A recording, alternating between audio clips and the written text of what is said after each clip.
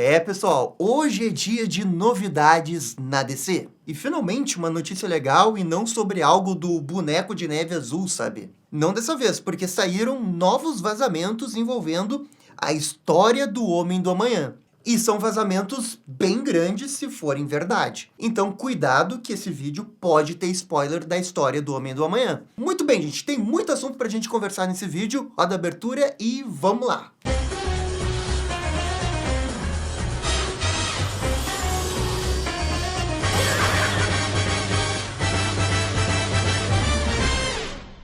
E bora aqui dar o salve para os novos membros e também para os membros que renovaram. Um grande salve para o Sayokin, Gema123, NRB Sky, Júlia Lima e Tec Neves. Valeu, gente. Muito obrigado para todo mundo que é membro aqui da Batcaverna. É o apoio de vocês que permite que a gente tenha vídeos especiais e também a própria continuidade do canal. Beleza, vamos falar agora desse vazamento envolvendo parte da história do Homem do Amanhã. Essa informação veio através de duas pessoas. A primeira é da conta Fortress of DC, que é um insider que costuma acertar coisas, mas também erra. E também da conta Cartier Filme. E vamos começar com esses vazamentos que o Fortress DC descreveu. E lembrando que não é porque ele está falando que é uma certeza absoluta que vai acontecer. Afinal, como eu disse, esse insider aí também já errou no passado. E outra coisa, é um spoiler grande que vai acontecer no filme. O primeiro ponto que ele fala aqui é que o Jonathan Kent não vai sobreviver nesse filme. O James Gunn chegou a considerar isso para o Superman de 2025. Mas no final, eles não queriam ter um tom dramático ainda para aquele primeiro filme. Eles queriam começar as coisas com algo um pouco mais positivo. E ok, tem muita coisa que absorver aqui. Primeiro ponto muito importante. É muito comum o pai do Superman, o Jonathan Kent, morrer em adaptações de mídia. Ele morreu no Superman do Donner, morreu no Superman do Snyder. Não é algo relativamente incomum de acontecer. Também é importante dizer que não é nenhuma novidade o próprio Jonathan Kent morrer numa história com o Brainiac, porque isso aconteceu na HQ mais conhecida do Brainiac, que é o Superman Brainiac do Geoff Johns. Até por isso, essa informação desse insider dá pra ser questionada, porque não é nem um pouco difícil fazer esse chute aí. Ah, o pai do Superman vai morrer num filme que tem o Brainiac.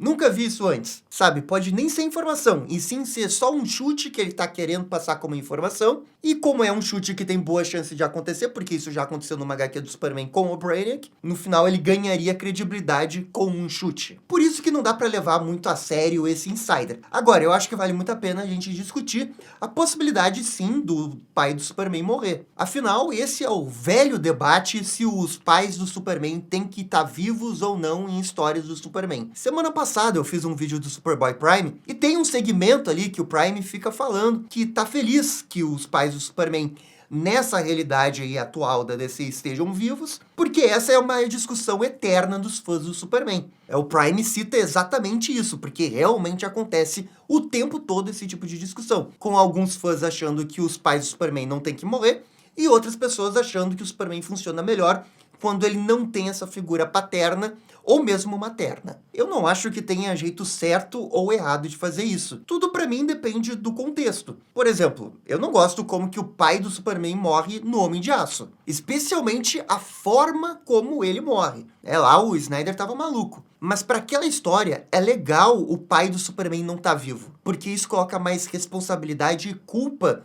no Superman do Snyder. Então, embora eu não goste da forma que ele morre, eu gosto que eles mataram ele, porque no final aquilo dá uma certa consequência nas ações do Clark. No filme do Superman do Donner, é manual. É o ataque cardíaco ali e o Superman não pode fazer nada. O que pra época foi brilhante, foi genial. O homem que pode salvar todo mundo, que tem poderes infinitos, não pode salvar o seu pai. É simplesmente sensacional como acontece naquele filme. Agora, quanto aos pais do Superman do James Gunn, eu até tava achando legal os dois estarem vivos, até para fazer uma coisa diferente. Até para dar esse apoio moral em histórias, né, de mídia, como principalmente de filme, que a gente não vê muito do Superman com seus pais.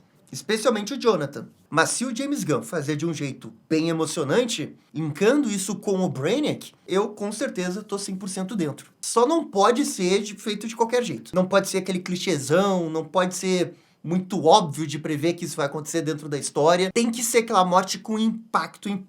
E se isso acontecer, lá vem as comparações que o James Gunn é obcecado num daddy issue. Aí ele vai lá e mata o pai de Superman de novo. O James Gunn nunca vai fazer um filme que não tem alguma coisa relacionada à paz. É impossível. Bem, a outra coisa que esse insider falou é que supostamente teria no filme uma cena muito parecida com aquela famosa parte da HQ Superman All Stars, que é daquela garotinha que quer pular do topo de um prédio e o Superman aparece e impede ela. O insider também fala que eles cogitaram fazer isso no primeiro filme, mas acabaram mudando de ideia, também por causa daquela parada deles quererem fazer um filme mais positivo, good vibes. E bem, essa cena, todo mundo sabe que é 10 de 10 no quadrinho. É maravilhosa. A única coisa dessa cena é que ela ficou tão famosa, mas tão famosa e toda hora compartilhava nas redes sociais, que eu quase comecei a não gostar dela. E é muito mais uma coisa pessoal, porque o pessoal só usava essa cena para descrever o Superman, e eu acho que o Superman pode ser muito mais complexo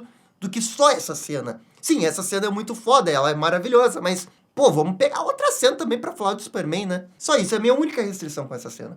Agora, ver essa cena no filme do Superman realmente me deixa curioso com o que o James Gunn vai fazer. Porque só reproduzir ela no filme, eu não sei se é um tanto quanto preguiçoso demais. Pra mim, pelo menos, pra essa cena funcionar melhor num filme, talvez a gente tivesse que conhecer a personagem que quer pular do prédio, sabe? A gente tem um contexto maior da sua vida. E não só o Superman chegar lá e falar palavras bonitas e depois vai embora, sabe? Porque é uma mídia diferente. Na HQ funciona, é um contexto muito específico, o Superman tá fazendo um monte de coisa ao mesmo tempo, ele nunca para. Até quando ele tá conversando com a Lois, ele tá escutando o que uma outra pessoa pode estar fazendo, no caso, pular do topo de um prédio. Para um filme, eu acho que você tem que dar um outro contexto. O próprio Insider falou, né, que não seria exatamente igual, seria uma coisa similar. O que eu acho que tá super valendo. Mas eu realmente sinto que pra cena ter um impacto maior, a gente teria que acompanhar um pouco mais a personagem. Como fazer isso? Não faço a menor ideia. Porque onde que você vai encontrar espaço para desenvolver, né, a personagem que é só uma civil, que é uma pessoa aleatória de Metrópolis, num filme como esse que já tem um monte de gente, já tem um monte de personagem? Não faço a menor ideia. Talvez exista uma outra forma de fazer isso que também seja interessante, sabe? Pô, eu tive uma ideia aqui, uma ideia meio maluca. Acho que isso aconteceu no Justiça Jovem até, que seria o Brainiac controlar várias pessoas e são várias pessoas que querem pular do prédio. E aí o Superman, tipo, ao invés de falar com uma pessoa, fala com todas elas ao mesmo tempo usando seus poderes. Meio maluco essa ideia, né? Não sei se também ia funcionar, tô só jogando ideias aqui. Bem, a última coisa que esse insider fala é que eles também cogitaram o Brainiac como o vilão principal do primeiro Superman. Mas eles acabaram mudando pro Homem do Amanhã. E aqui realmente não tem como saber se é verdade. Tipo, eu não duvido que seja possível que isso seja verdade, porque na hora que você vai escrever um filme do Superman e você tem toda a galeria de vilões do Superman, você vai olhar pra todos eles e você vai considerar todos eles. Você vai olhar pro Apocalipse e vai considerar o Apocalipse. E aí você vai descartar o Apocalipse, você vai olhar pro Brainiac e pensar, talvez o Brainiac dê pra fazer alguma coisa. Né? Você possa descartar ele ou pensar que, não, talvez seja melhor colocar ele no segundo filme. Mas isso faz parte do processo criativo de escrever uma história, né? Pra mim não é nenhuma novidade e eu ficaria até surpreso se o James Gunn não cogitou outros vilões do Superman. Agora vamos pra outra pessoa que, bem, eu nunca vi ele como insider, mas essa pessoa tem um site que posta informações, que é o Cartier Filmes. E ele postou esse artigo com todas as informações que tem. E ali no artigo tem um monte de informação que nós já sabemos, né? A participação do Besouro Azul e tudo mais. O que chama mais atenção é a questão do set. Porque essa pessoa postou uma imagem, que é uma imagem da HQ do Brainiac, lá do Geoff Johns que eu citei antes. E essa imagem que vocês estão vendo aí faz parte da nave dele, né? Onde ele coleciona as cidades engarrafadas. E o tweet dele leva a entender que vai ter um set tipo isso no filme. Essa é uma informação bem empolgante. Com certeza é legal ter um set como esse pro filme do Homem do Amanhã, já que é o Brainiac. Cara, é o Brainiac, você tem que dar 100%,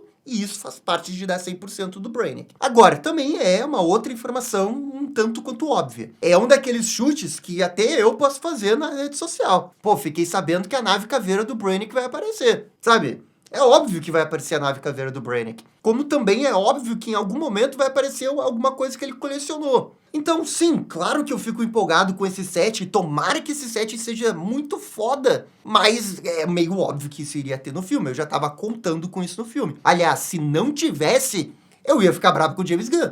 Como é que ele me faz um filme do Brainiac finalmente, depois de 50 anos esperando por um filme do Brainiac, e ele não coloca a nave caveira e não coloca ali a sala das cidades engarrafadas? Seria óbvio, né? E o James Gunn não é burro, ele tá ligado nisso. E a outra coisa que o James Gunn é muito bom é toda essa parte de sets. O cara é muito, muito bom nisso e ele se importa pra caramba. E o Superman tem ótimos sets. O Planeta Diário, a Fortaleza da Solidão. Eu duvido que com ele tendo a possibilidade de fazer Brainiac no filme, iria se contentar em não fazer nave caveira, em não fazer sala de troféus do Brainiac, sala das cidades engarrafadas do Brainiac. Duvido. Podem ficar tranquilos que essa daqui é verdadeira. Mas também é meio óbvio, né? E nesse artigo do Carter tem outras pequenas informações que até que são interessantes. Ele diz que o filme já está em reta final de gravações e que eles devem encerrar as gravações em agosto. E logo em seguida emendar com a série do Jimmy Olsen. E isso faz muito sentido, porque a série do Jimmy Olsen com certeza vai utilizar o cenário do Planeta Diário. Então, ao invés deles, desfazerem o cenário, fica ali, economiza uma grana e grava ali as coisas do Planeta Diário. Na verdade, eu acho que esse é um dos principais motivos do porquê que a série do Jimmy Olsen existe. Porque é uma forma de também economizar dinheiro aproveitando os cenários e conseguir uma série que vai expandir o DCU sem gastar tanto com isso. Você pode questionar se precisa ter ou não essa série, mas eu acho que esse pensamento tá na cabeça deles. Agora, só não me pergunte como que eles vão fazer uma série barata, sendo que tem que fazer CGI do Gorilla Grodd. A questão é quantos episódios o Gorilla Grodd vai aparecer, né? Mas enfim, no que se refere a economizar com cenários, com certeza o Planeta Diário vai ajudar. Se você parar para pensar, talvez esse seja o único cenário difícil da série do Jimmy Olsen, porque a gente sabe que vai ter cenário em tribunal. Mas isso é fácil de conseguir. Cenas no meio de Metrópolis, aí você grava externa. A única coisa mais difícil em termos de cenário me parece o Planeta Diário. Então eles vão aproveitar de forma bem inteligente o cenário do filme. Bem, também surgiu essa informação aqui de que a Lois Lane vai ser importante na história. O James Gunn já tinha dito num dado momento que a Lois Lane seria muito importante, mas agora o que eles estão dizendo é que a Lois Lane vai ser um pilar fundamental para conseguir fazer com que o Superman aguente o luto pela perda do pai. Aliás, isso nos leva a pensar que talvez o pai do Superman não morra no final do filme, e sim, perto do meio do filme, no início do filme. Já que a Lois vai ter esse papel importante sendo esse pilar para o Superman, não iria ser no final do filme. Teria que ser antes, então o pai teria que morrer antes. O que já é diferente em relação à HQ do Superman do Brainiac, porque ele morre bem no finalzinho. O papel da Lois Lane sempre foi um grande mistério para mim. No primeiro, era super fácil de identificar o que iria acontecer. A Lois Lane iria ser aquela repórter que iria investigar o que o Luthor tá fazendo. E isso se confirmou. Agora, com o Brainiac, é meio difícil de imaginar, o que ela vai fazer. Se realmente se confirmar a morte do Jonathan Kent, eu consigo ver que essa seja uma das funções da Lois. Mas eu também acho que o James Gunn não faria só isso com a Lois Lane. Alguma outra coisa ele vai fazer também. Também é dito no artigo que eles vão gravar algumas cenas bem grandes agora em agosto. E tudo isso ali no estado de Atlanta, nos Estados Unidos. E é aqui que eles podem mostrar o Besouro Azul. No artigo, essa pessoa diz que não está muito preocupada com esse excesso de super-heróis, porque todos eles vão funcionar mais ou menos como a Gangue da Justiça. É mais ou menos o que a gente estava especulando nos outros vídeos. São muitos heróis, mas se eles vão funcionar como uma equipe, é um pouco compreensível que eles vão aparecer. E bem, gente, essas são as novidades envolvendo a história do Homem do Amanhã. Sim, são muitas coisas óbvias, e sim, esses insiders não são tão confiáveis, mas isso não quer dizer que elas não são empolgantes. Eu acho que elas são empolgantes. A questão da morte do Jonathan Kent, alguns podem não gostar, outros podem soltar foguetes, mas eu tenho muita fé no James Gunn para fazer esse tipo de morte e cena. Confio muito no James Gunn pra fazer isso. Mas isso daqui também sou só eu. Eu quero a opinião de vocês agora. Comentem aqui embaixo. E no mais, muito obrigado por assistir o vídeo até o final. Eu fico por aqui e vocês estão ligados? Dá-lhe DC. E esse foi o vídeo falando dos vazamentos da história do Superman. E aí, gostaram, não gostaram? Deixem suas opiniões nos comentários. E se curtiram o vídeo, deixe aquele joinha e inscreva-se no canal para ficar sabendo absolutamente tudo sobre Batman. Obrigado, gente, e até a próxima. Tchau, tchau.